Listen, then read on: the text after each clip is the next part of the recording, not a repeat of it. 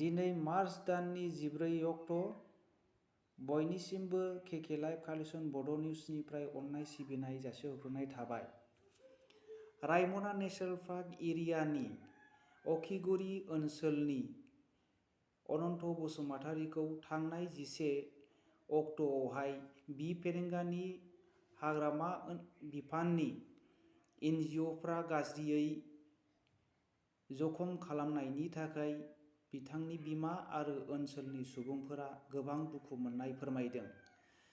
अनन्त बसुमतारीनि बिमानि बुंनाय बायदिब्ला बियो हाग्रायावहाय बनसो लायनो थांदोंमोन।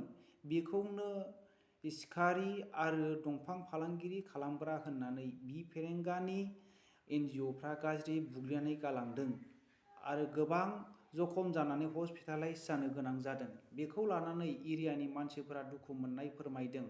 सादारन पाब्लिकनि गेजेराव बेबायदि हामला खालामनाया मोजां जायाखै होननानै बिथांमोनहा खुद्रिदों आरो न्याय बिजिरनाय नांगौ होननानै बुंदों। जुदि गाहामथार बिजिरनानै होआब्ला बिथांमोनहा लामायाव ओंखारनानै धरना होगोनबो होननानै खौरांनि गेजेरजों रोखायै बुंथियो। बड'लेण्ड टाइगार मुंनि इउटुब चेनेलनि बिगोमा रनजित रामसियारिनि बेरेखा एफआइआर होनाय जाबाय। तामुलपुर पुलिस थाना आरो क'क्राझार पुलिस थानायाव आमसुनि बर'दिन खाना। बिथाङा बुंदोंमोन थाइ हुसेनआ बांलादेशआव आरो पाकिस्तानावसो थाहैनो गोनां होननानै बुंदों। बिसोरो आखायाव थाखा फैसा गैयाब्लानो बेबायदिनो बिसोरो धरना होयो होननानै बिथाङा बेबायदि सोंखारिदोंमोन। बेखौ सोंखारिनाय मोननानै तामुलपुर ओनसोलनि आमसुनि आफादगिरि बर'दिन खाना बेबायदि सान्थि हास्थायग्रा आफादखौ बेबायदि सोंखारिनाया गाहाम जायाखै होननानै बिथांमोनहा बुंदों आरो प्रमद बर'खौ थाबैनो बेनि उफाय लानानै बेखौ एरेस्ट खालामनो थाखाय बिथांमोनहा धरना खालामदों। इउक्रेन आरो रासियानि दावहाया मुलुगनां दावहा जानायनि लामायाव नामा?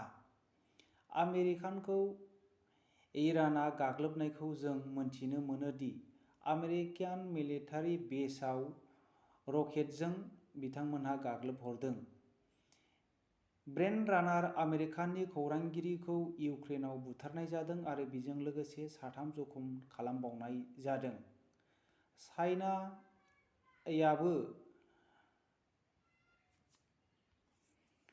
रासिया हादरखौ इनडाइरेक्टलि मदद खालामनायखौ नुनानै आमेरिकाना चाइनाखौ हुमखिनानै बुंदों नोंसिनि हादरखौ बेन खालामनाय जागोन होननानै। आरो ताइवान आरो चाइनाजोंबो नारज्लायगासिनो दङ। जोङो बे गासैखौ नुयोब्ला जोङो नायोब्ला जों मिथिनो मोनोदि वर्ल्ड आरो मुलुगनां दावहाया जानो सन्देह दङ। आरो पाकिस्ताननि पिएम इमरान खाना इउएनअ'खौ खावलायोदि इन्डियानिफ्राय बम बेरहैनायनि बेखौ मोजां तदन्त लानानै बिजिरनानै होनांगौ होननानै इउएनअ'खौ खावलायो। बिटिआर ओनसोलनि क'क्राझार जिल्लायाव थानाय हालुवादाल गामिनि सानबादं ब्रह्म बिथाङा थांनाय रासियायाव इउएनसु गेलेनायाव रुपानि मेडेल मोनबोनो हादोंमोन। आरोबाव एप्रिलाव जागोन इउएसए इउएनसु गेलेनायाव बिथांखौ सायख'नानै लानाय जाबाय। दा बियो दिल्लीयाव प्रेक्टिस खालामगासिनो दङ। बियो बर'नि थाखाय आरो बिटिआर ओनसोलनि थाखाय बिमायनो बाख्नायथाव आरो गोजोनथाव बाथ्रा। पान्जाबाव आम आदमी पार्टीआ 61 लाख रां बाहायनानै रड श' खालामनायखौ कंग्रेसआ बेबायदि सोंखारियो। पाब्लिकनि रांखौ बिथांमोनहा 61 लाख लुथिजेनबाय होननानै खौरांनि गेजेरजों बिथांमोनहा बुंदों। आरोबाव मोनसे गोनांथि रादाब 24 घन्टानि गेजेराव कभिड-19आ 2503 केस मोनबावनाय जादों आरो 24 घन्टानि गेजेरावनो 27 मानसिफ्रा जिउ खहा जाबाय आरो थैनो गोनां जाबाय। गासै कभिड-19 जागायजेननायनिफ्राय 5,15,877 थैबाय। 24 घन्टानि गेजेराव 400 4377 बेमारफोरखौ जोङो मोननो थांदों आरो दा गासै रेफार जाजोबनानै दा बेमारिखौ जोङो मोननो हाबावो 36,168 बेमार दंबावो। इउक्रेना गावसिनि हादरखौ नागारनानै गुबुन जायगायाव आश्रय लानानै थाहैनाय सुबुंफोरनो सासेयावहाय मासाव 35 रां होनो थाखाय थि खालामनानै होनाय जाबाय। मोनबा रायजोआव इलेक्शनाव जेननानै नेशनेल कंग्रेस पार्टीआ 4 घन्टा 50 मिनिट सावरायनायाव बिथांमोनहा बेबायदि थिरांथा लायो दि जेसेबां दिन थागोन सनिया गान्धीखौनो कंग्रेसनि आफादगिरि महरै खालामनाय जागोन होननानै बिथांमोनहा थि खालामनानै लायो। बेयावहाय राहुल गान्धी, प्रियंका गान्धी वाड्रा,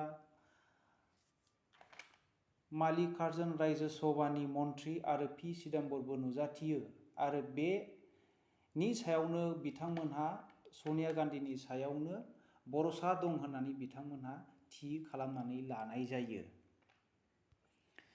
दिनै 14 मार्च इन्डियाननि किसान मर्चाया गावसोरनि डिमान्डखौ मोनफुंनो थाखाय सोमावसारफिननो दिनै जिरायदों आरो सावरायदों।